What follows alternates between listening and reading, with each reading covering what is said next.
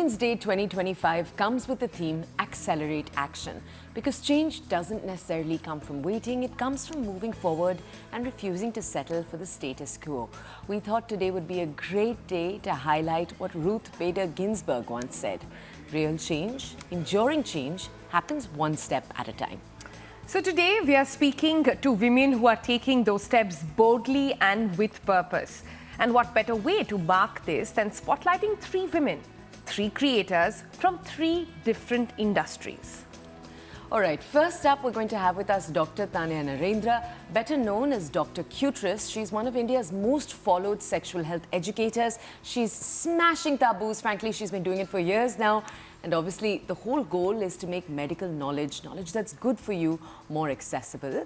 Good morning, Tanya. We can actually see you already. We also have with us Shivangi Lahoti. She's a fashion designer and educator. Essentially, what she's doing is imparting design education and showing that creative talent isn't limited to those with privilege. She's both on Instagram as Designer Didi and on her YouTube channel, Imparting Education. But when we look at women creators, we can't just talk about fashion. We can't just talk about medicine, because these are fields where women are there. We have to talk about finance. This is one field which is infamous for having so many men. लड़कियों को numbers समझ में नहीं आते is a myth that it's high time we break it down. And so to do all of that, we've got Anushka Rathod with us. She's a content creator. She's also the author of The Money Guide and is also demystifying money matters, helping India's youth take charge of their finances. So, ladies, welcome to the program. Welcome to TBC. It's an all-women's club this morning. Couldn't be happier about that. And to open, can I just ask all three of you to answer this one question, which I believe is often on everybody's mind. You know, what is this one rule, maybe in your industry, which is said to be either, you know, atypical thing or whatever, that you have broken and very proudly broken as a woman? Yeah? So think about it. Let me put Anushka on the spot because I know she's the one leading it. Yeah. I think the major thing of, especially in the finance industry and when I was working in core finance, was that whenever you walked into the room, it was always assumed that the female there, and it's happened so many times with me that it's really funny now, that I would always be assumed, and it's a small thing, I know, but it's just like how power dynamics work. Women would always be assumed to take minutes of the meeting, and so many times, even if you were an analyst, you were assumed to be the secretary or, assistant to someone. And I think what I just stopped doing there is I just said, no, I'm sorry, I can't do that. I also want to participate in this meeting. And I also want an equal, and I am an equal. It's not that I want an equal. And I want to be a part of a discussion where you take what I say, regardless of my gender, or not even considering that. You just take what I say as important as what others are saying. And I think in finance, there would be teams of like 20 people, and we'd be like one or two females, and we'd always be underconfident. We'd always second guess ourselves. But I think with time, what I have learned and what I've understood is that regardless of what your gender is, if you are confident enough and if you take up space, the world somewhere allows you to take it also. So just do that. So Anushka has unapologetically broken the rule of not taking a seat on the table. She now takes a seat on the table. Dr. Cutress. I think mine's slightly left field, simply because I don't see a lot of human beings talking a lot about sex and sexual health in a public sphere. So I think it's slightly left field in the way that I'm not sure if it's a woman space that I broke into. I think it's a human space that I broke into, which I think has been quite the challenge. And it has been something that it was very out of a very, very small space. There's a very, very tiny niche of people that talk about sexual health and that talk about women's health in particular. And to do that as a woman on the internet in the day and age when there's a lot of trolling, and this is like a national problem at this point. Yeah. I think that's where things have gotten very, very interesting in a fun sort of way and a not so fun sort of way as well. Yeah, it's international problem if you ask me, but we live there. I like that. And Shivangi, then yours would be? I think I started as an entrepreneur at 22, and I remember the first few years of starting my own brand and starting my own business. Every time I would go for vendor meets or I would go fabric shopping, I'd have people asking me, "तो sir कहाँ है? You know, who's gonna do the Ah, billing?" And there was a lack of trust, because they thought, how can a 22, 23-year-old girl start a brand of her own? And it she was must very be the hard. intern. Yeah. I must be the intern. Credit कैसे दे सकते हैं? How could you actually pay somebody or upfront give somebody fabric for paying later and all of that. So I think initial hiccups there were that I had to make people understand that I am the sir. I am the boss. Like I run the show. And also, I was very big on hiring women in the team because we have a lot of girls studying fashion. So in my industry, studying fashion is not, a difficult part, but the difficult part is being taken seriously. So even if you do take up fashion as a degree, it would be considered कि ये तो hobby है. मतलब, till you get married, you're doing it as a hobby. You need to have an actual legitimate degree in, BCom or BBA or CA or something, and then you can do this on the side as a hobby. And जब तक शादी नहीं हो रही, the girl's gonna sort of study and do this and time pass है. So I think that was a stereotype that needed to be broken. So for me, when I married at 30, when I started a brand at 22, when I decided, I'm not going to settle for less, I'm going to do my own thing, that was, I feel like, a stereotype that I was trying to break. Very nice, very nice. I hope all those aunties who say ये सब boutique चलाएंगी fashion चढ़ के, I hope all of them are listening right now and all of The them are number taking of a women tune. who've told me fall pico laga do hamara is insane. I also read this very heartbreaking statistic about, sorry to make it a little sad, but just to your point, Shivangi, a very heartbreaking statistic about just how many women study fashion, but then the proportion that drops when it comes to actually running their own labels. That big shift that you see when it comes to actually running your own companies. All right, I want to come to you similar to what Sonal just did. Let's just come to you each with the next question. And Dr. Cutress, we'll start with you on this next question. Today's a day of empowering women, so I also want to talk a little bit about the behind the scenes. Your mental health process, what it is that you tell yourself, were you always this confident? Who are the people who you speak to when you need that, encouragement?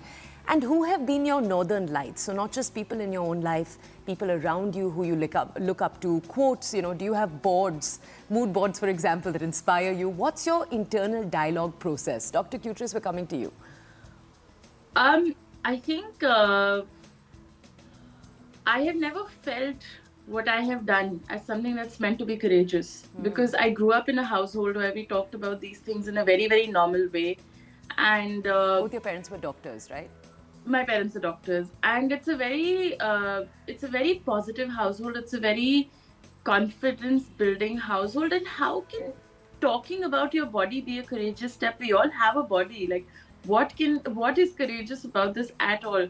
So I think that is where it was a bit of a shock for me when I came into the real world after medical school, and I started speaking to people, and I was like, oh no, people don't actually talk about this, and oh no, maybe you should shut up, maybe you're making people uncomfortable. So I think my baseline is slightly different in terms of But what what is about meant the to be. trolls? Because Dr. Cutress, you've really had to deal with trolls on your Instagram post. Did that ever dent you? Was there a process there? Yeah, my process is very simple. Cry. It works very well.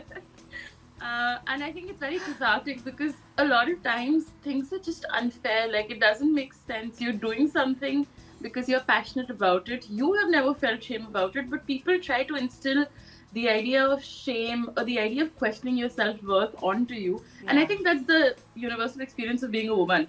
There's a lot of questioning everything you do and a lot of questioning your worth, which is where having a very, very supportive family and a really nice circle of friends is fantastic. I also have the pleasure of not living in Delhi or Bombay. So I live in a big enough city where there's not a lot of traffic, so I can go to a nice park and sit and go for a walk, which all really, really helps. Okay, and let's most move all, on. it All feels of this is beautiful. not great conversation in the morning. No, let's not talk about traffic and mornings and all of that. This is too much. This is too much. I can't take it. But great point. I love that you just many cry. I love that honesty. Yeah, cry I mean, it that's a out, great pour coping it out. mechanism. Yeah. But imposter syndrome, that's what she's talking about. Yeah. Anushka, should we come to you next? Right. I think how my mental health journey has been that initially when I started working, like before 25, there was just so much pressure to prove myself because if you're not able to, prove yourself, or at least the society I come from, early in your life, if you're not academically successful, if you're not successful career wise, you somewhere are, pressured into taking more traditional gender roles and responsibilities. So till like in my early to mid 20s, I was just taking so much pressure, so much stress that oh no, I need to do this, I need to take every opportunity, I need to be very methodological about how I am moving on in life, or what steps I'm taking, decisions I'm taking. But I think as you keep working and as you see the world beyond your immediate society, or as I saw that, what I realized is that wait, it's there's like so many different people, so many thoughts. There are people who are like half the intelligence that I have, who are doing so much just because they have confidence and just because they genuinely enjoy their work. So I think somewhere when I entered my late 20s is when I realized that you don't have to take so much stress. It's not if not now then never. You have your whole life to pursue whatever you want to pursue, and even if you fail, you will get more chances. I think as women, we are not so okay to fail. We always want to be perfect. We always want to be number one. We also always want to be like the proper picture of things. But now I'm okay just being myself, enjoy The pursuing good, yeah, yeah. It's the pressure of being the good girl, I think, to some degree. But that's the question: how do we turn our internal monologue around? It seems like all three of you have done that. Shivangi, if we could come to you to ask you a little bit more about if your internal monologue, if you were born knowing, that you're great at this, you should do this, or if that's been a process, telling yourself that. So I'll tell you honestly, Toya, I come from a very small village, a small town in Assam called Nazira.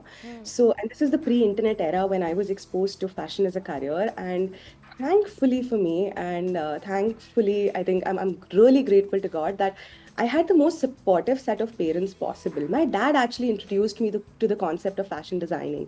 I remember he brought home like this in-flight magazine which had Ritu Kumar on the cover of it, and she was holding an award. And when I asked him, who's this person, because I was all about winning awards, right? I was 8, and he told me that she's a fashion designer, and she's just how you dress up Barbie dolls. She dresses up Preeti Zinta and Aishwarya Rai.